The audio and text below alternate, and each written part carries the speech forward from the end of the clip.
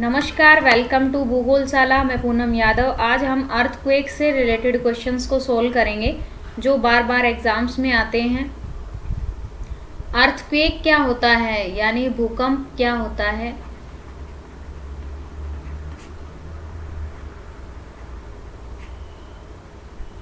पृथ्वी के आंतरिक बल धरातल के अंदर कंपन का पैदा होना भूकंप कहलाता है।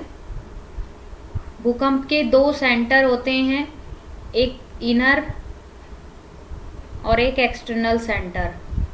इनर जहाँ से भूकंप की उत्पत्ति होती है, यानी ये ओरिजिन वाला क्षेत्र है, और सतह पर या धरातल पर जहाँ पर भूकंप की प्राप्ति होती है उसे एक्सटर्नल सेंटर या फिर अधिकेंद्र कहते हैं।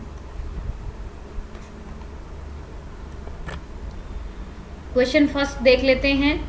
प्रत्यास्थ पुनश्चल सिद्धांत निम्नलिखित में से किसकी उत्पत्ति की व्याख्या करता है। इलास्टिक रिबाउंड थ्योरी किसका एक्सप्लेन करती है। ऑप्शन ए ज्वालामुखी, ऑप्शन बी चक्रवात यानी साइक्लोन, ऑप्शन सी भूकंप या अर्थक्वेक के बारे में बताता है, या ऑप्शन डी भूकंप या ज्वालामुखी के बारे में बताता है। तो प्रत्यास्थ पुनश्चल सिद्धांत HF रीड के द्वारा दी हुई थ्योरी है जो अर्थक्वेक को समझाती है। नेक्स्ट क्वेश्चन है, भूकंप की उत्पत्ति से संबंधित प्रत्यास्थ पुनश्चल सिद्धांत का प्रतिपादन किसने किया। ऑप्शन ए आर्थर हॉम्स ने, ऑप्शन बी रीड ने, ऑप्शन सी जॉली ने, या ऑप्शन डी डेली ने।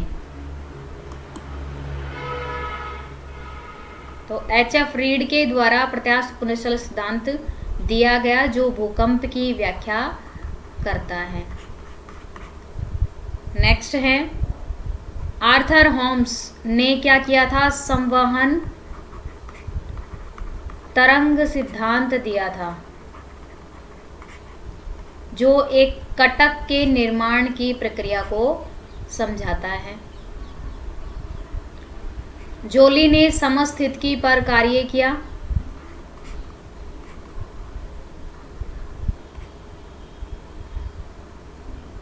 नेक्स्ट क्वेश्चन थर्ड, पृथ्वी की आंतरिक संरचना की विश्वसनीय जानकारी प्राप्त करने के लिए सबसे अच्छा सोर्स क्या है। ऑप्शन ए भूकंप विज्ञान यानी सिस्मोलॉजी, ऑप्शन बी तापमान यानी टेम्परेचर, ऑप्शन सी ज्वालामुखी या वॉल्केनो, ऑप्शन डी दबाव या घनत्व प्रेशर एंड डेंसिटी।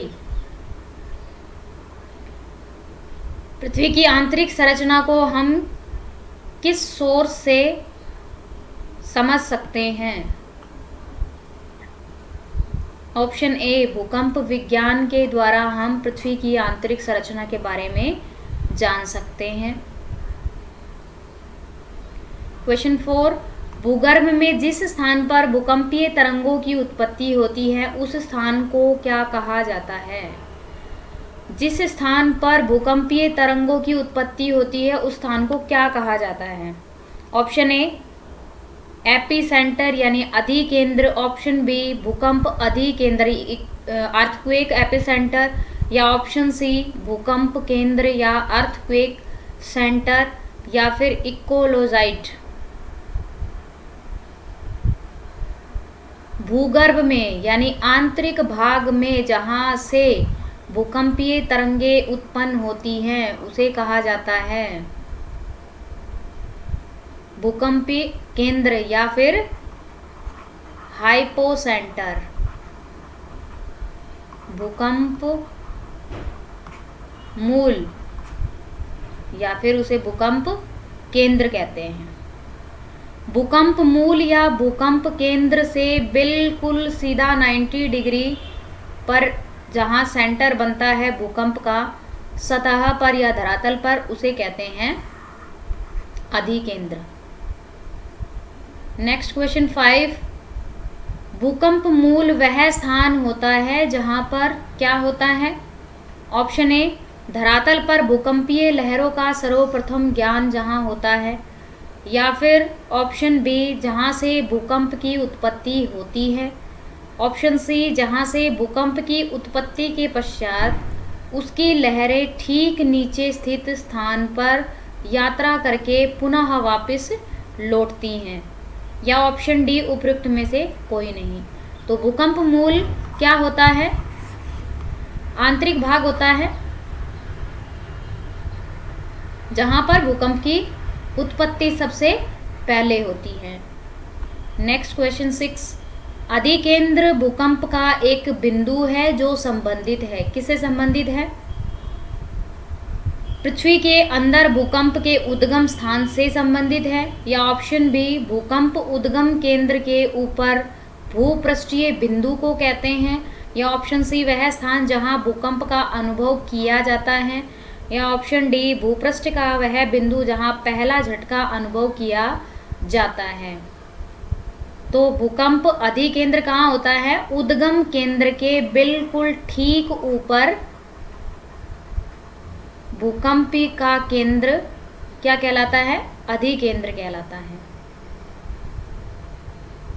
क्वेश्चन 7, पृथ्वी की सतह पर भूकंप के केंद्र के ठीक ऊपर के बिंदु को क्या कहा जाता है? भूकंप उत्केंद्र। बाकी अंतः केंद्र, मूल केंद्र भूकंप की उत्पत्ति वाला क्षेत्र है जो भूगर्भ में पाया जाता है, यानी आंतरिक भाग में बनने वाला क्षेत्र है। क्वेश्चन 8 है, भूकंप में धरातलीय तरंगे होती हैं। धरातलीय तरंगे कौन सी तरंगों को कहा जाता है? सरफेस वेव्स किन्हें कहा जाता है? ऑप्शन ए, गौण तरंगे यानी सेकेंडरी वेव्स, एल तरंगे या प्राथमिक तरंगे, या फिर प्राथमिक और गौण तरंगे। तो धरातलीय तरंगे कौन सी होती हैं? एल वेव्स को धरातलीय तरंगों के नाम से जाना जाता है। इसके साथ में ही गौण तरंगे, एस तरंगों को गौण तरंगे या फिर सेकेंडरी वेव्स कहा जाता है। इसी के साथ में पी तरंगों को प्राथमिक तरंगे कहा जाता है, जो तीनों मार्ग से गुजर सकती हैं।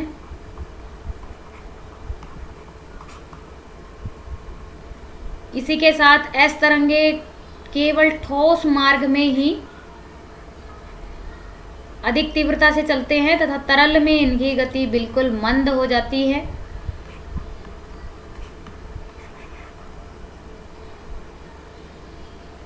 एस तरंगों को अनुप्रस्थ तरंगे भी कहते हैं और पी वेव्स को अनुदैर्ध्य तरंगे भी कहा जाता है।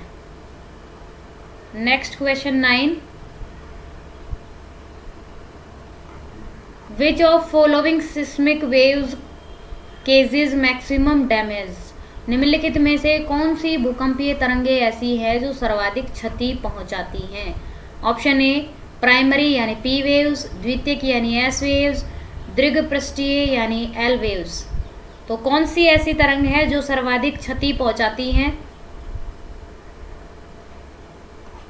ऑप्शन सी, दीर्घपृष्ठीय एल यानी धरातलीय तरंगे हैं वो सर्वाधिक क्षति पहुंचाती है।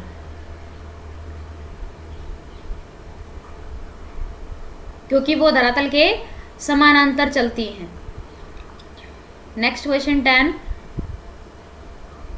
विच of following statement is not correct. निम्नलिखित में से कौन सा कथन सही नहीं है?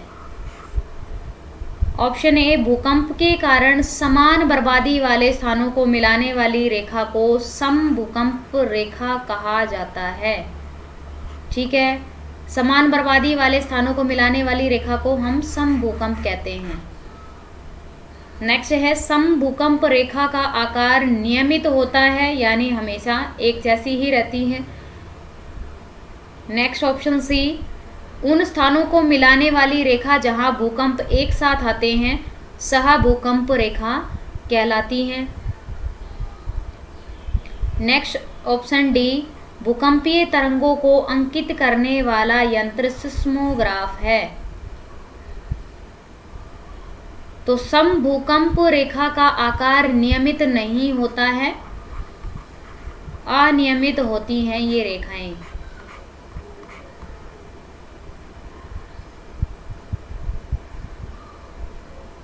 नेक्स्ट क्वेश्चन 11, निम्नलिखित में से कौन सा कथन सही नहीं है? ऑप्शन ए, रिक्टर स्केल भूकंप की तीव्रता मापने का यंत्र है।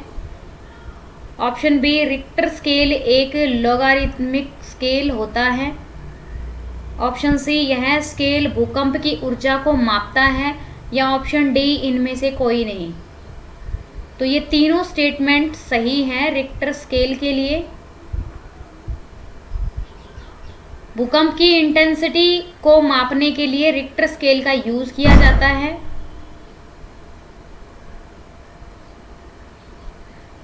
क्वेश्चन 12, अंतः सागरीय भूकंपों के द्वारा यानी समुद्र यानी महासागरों के अंदर उत्पन्न भूकंपों के द्वारा उत्पन्न समुद्री लहरों को क्या कहा जाता है?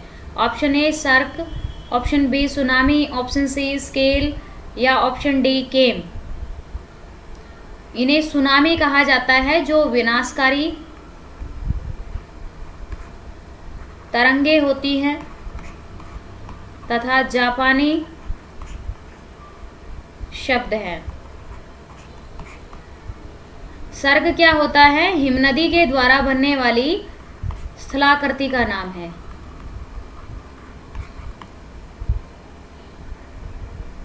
तथा हिमनदी के द्वारा ही बनने वाली स्थलाकृति का नाम केम है। नेक्स्ट क्वेश्चन 13, सुनामी का मुख्य कारण निम्नलिखित में से कौन सा है? ऑप्शन ए, ज्वालामुखी। Option B, earthquake. Option C, cyclone. Option D, anticyclone. तो किसके कारण से समुद्र में सुनामी उत्पन्न होती है? भूकंप के कारण से। क्वेश्चन 14, विश्व के सर्वाधिक 63% ज्वालामुखी भूकंप या ज्वालामुखी निम्नलिखित में से किस पेटी में आते हैं? विश्व के सर्वाधिक 63% भूकंप निम्नलिखित में से किस पेटी में आते हैं? ऑप्शन ए, प्रशांत महासागरीय पेटी। या फिर मध्य महाद्वीपीय पेटी। या ऑप्शन सी, मध्य अटलांटिक पेटी। या फिर हिंद महासागरीय पेटी। इनमें से ऐसा कौन सा स्थान है जहां पर सर्वाधिक भूकंप की या फिर इसी के साथ ज्वालामुखी की भी अधिक प्राप्ति होती है? तो ये रीजन है प्रशांत महासागरीय पेटी। क्यों? क्योंकि यहाँ पर प्लेटों का मूवमेंट है वो अभी सारी सीमा है, यानी प्लेटें एक दूसरी के आमने सामने टकराती हैं और इसी के कारण से यहाँ पर प्लेटों में संचरण होता रहता है और लगातार यहाँ पर भूकंप या ज्वालामुखी जैसी घटनाएं घटित होती रहती हैं। इसी के कारण से यहाँ पर सर्वाधिक भूकंप की प्राप्ति होती है और साथ में ही सर्वाधिक ज्वालामुखी की भी प्राप्ति होती है। और ज्वालामुखी के द्वारा निर्मित जो आग है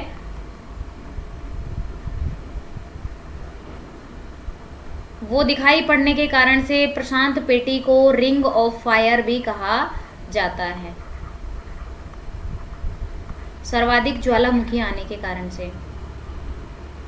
क्वेश्चन 15, भूकंपों का प्रभाव महाद्वीपीय भागों के अतिरिक्त महासागरीय भागों पर भी पड़ता है और इससे महासागरों में भयंकर लहरें उत्पन्न होती हैं। इन लहरों को किस नाम से जाना जाता है?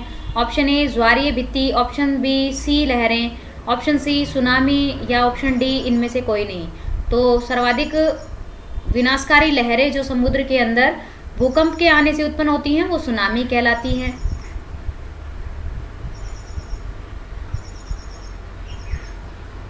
क्वेश्चन 16, सुनामी वर्ड किस लैंग्वेज का वर्ड है? ऑप्शन ए, जर्मनी, पुर्तगाली, जापानी या फिर चीनी। तो ऑप्शन सी, जापानी भाषा का शब्द है जिसका अर्थ होता है विनाशकारी तरंगे।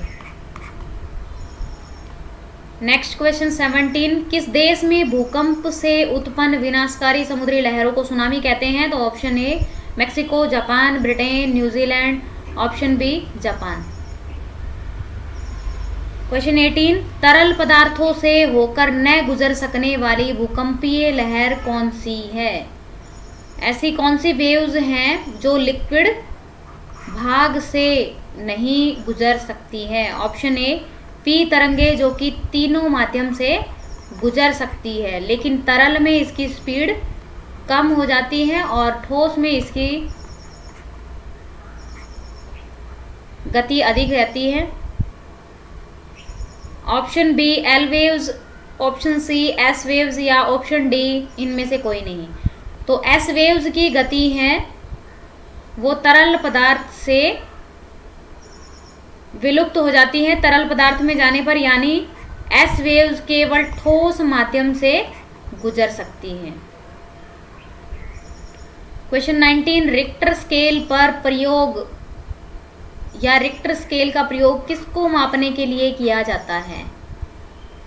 ऑप्शन ए वायु की आर्द्रता, या ऑप्शन बी वायु का वेग, ऑप्शन सी भूकंप की तीव्रता, या ऑप्शन डी तरल का घनत्व।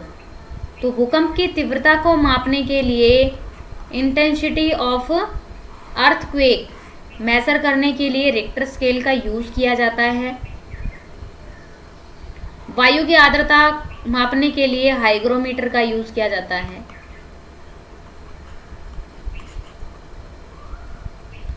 नेक्स्ट क्वेश्चन 20, सिस्मोग्राफ किसे मापने के लिए काम में लाया जाता है? तो सिस्मोग्राफ से हम किसको मापते हैं?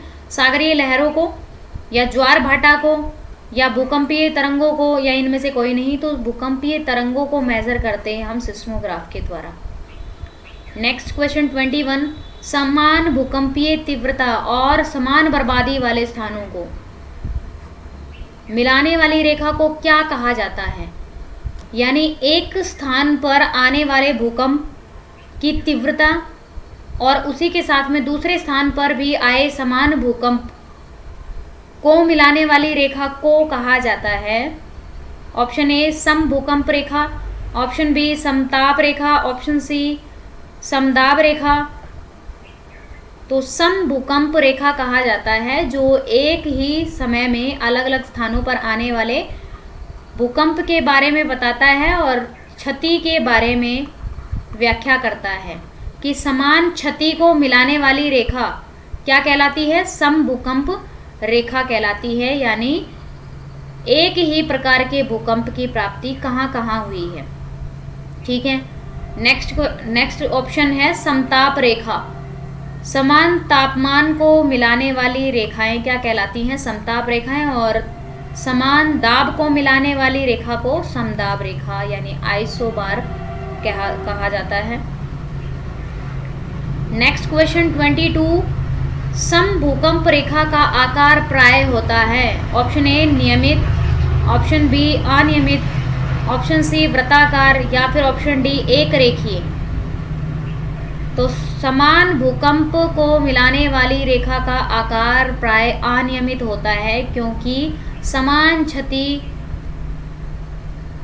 पहुंचाने वाले भूकंप कहाँ कहाँ आए हैं उनको मिलाने वाली रेखा क्या कहलाती है? सम भूकंप रेखा कहलाती है। और ये रेखा किस प्रकार की होती है? अनियमित होती है। अर्थक्वेक इज केस्ड बाय, यानी भूकंप के आने का कारण क्या है? भू परिभ्रमण या फिर टेक्टोनिज्म, ऑप्शन सी भूमि का घूर्णन, या ऑप्शन डी अनाच्छादन। तो ऑप्शन बी इसका आंसर है टेक्टोनिज्म। सबसे पहले ये देख लेते हैं कि भू परिभ्रमण क्या होता है। पृथ्वी का घूमना या फिर अनाच्छादन भूकंप आने का कारण नहीं है, क्योंकि अनाच्छादन अपक्षय और अपर्दन बहिर्जात बलों के द्वारा होने वाली प्रक्रिया है। तथा टेक्टोनिज्म क्या होता है? प्लेट टेक्टोनिक से अभिप्राय है कि विभिन्न प्लेटों के बीच में होने वाले मूवमेंट के कारण से होने वाली हलचलों को ही टेक्टोनिज्म कहा जाता है। इन प्लेटों के बीच में 3 प्रकार के मूवमेंट होते हैं, जब प्लेटें एक तो आमने सामने से टकराती हैं या फिर एक दूसरे के विपरीत दिशा में संचरित होती हैं या फिर प्लेटें आपस से अगल बगल से सरक जाती हैं। ऐसी पोजीशन में अलग अलग हलचलें उत्पन्न होती हैं और इन्हीं में भूकंप की उत्पत्ति होती है। नेक्स्ट क्वेश्चन 24, अग्नि वलय या रिंग ऑफ फायर प्रशांत महासागर के उस विशाल क्षेत्र को कहते हैं जहां भूकंप का कितना प्रतिशत आता है? Option A 68%, option B 40%, option C 30%, option D 25%। तो 68% भूकंप अकेले प्रशांत महासागर में आते हैं, क्योंकि प्रशांत महासागर में अभिसारी प्लेट किनारा पाया जाता है।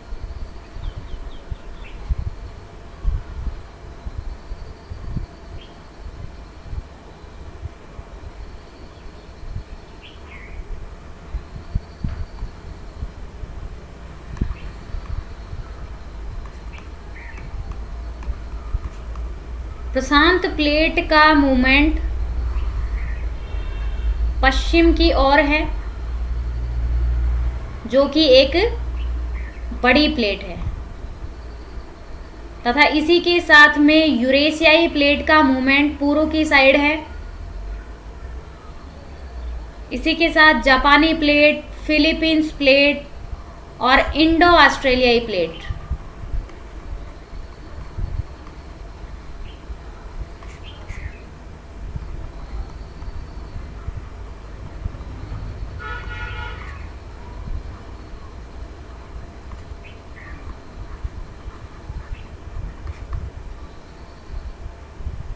इन सभी बड़ी और छोटी प्लेटों का मूवमेंट पूर्व की साइड है। इसी के कारण से प्रशांत महासागरीय बड़ी प्लेट से टकराती हैं और यहाँ पर अभिसरित क्षेत्र पाया जाता है तथा लगातार यहाँ पर भूकंप और ज्वालामुखी की प्राप्ति होती रहती है। इसी के साथ में जब बात करें पूर्व की ओर, तो यहाँ पर उत्तरी अमेरिकी प्लेट का मूवमेंट भी पश्चिम की साइड है तथा दक्षिणी अमेरिकी प्लेट का मूवमेंट भी पश्चिम की साइड है। अब यहाँ की साइड में अभिसरण कैसे होता है? कुछ गौण प्लेटें यानी छोटी प्लेटें हैं, बाजा प्लेट, कोकोज प्लेट, नाजका प्लेट का मूवमेंट पूर्व की ओर होने के कारण से यहाँ पर अभिसरण होता है तथा यहाँ पर लगातार भूकंप और ज्वालामुखी जैसी क्रियाएं होती रहती हैं और इसी के कारण से प्रशांत का जो एरिया है उसे कहा जाता है रिंग ऑफ फायर, क्योंकि लगातार यहाँ पर ज्वालामुखी उद्गार होते रहते हैं।